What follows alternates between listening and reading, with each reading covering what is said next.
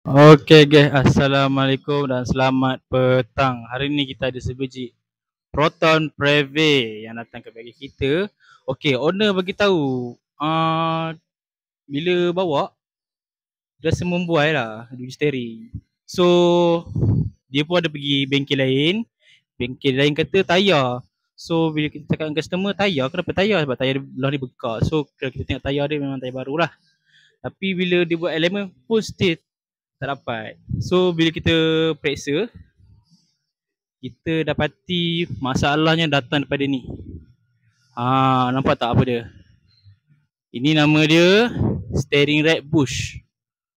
Bush dekat steering rack lah. Kalau kita tengok ni dah pecah lah. Tengok pecah. Alright.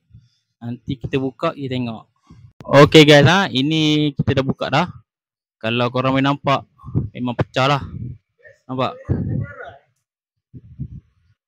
Nampak? So kalau macam ni kita tukar ni lah, dia punya steering rack bush lah. Alright. Memang teruk lah pecah dia. Kau. Okay, kalau korang ada masalah kereta macam ni, korang boleh datang ke Fizi Motorsport Sunway Tambun Ipoh. Okay, apa call je. Mantap.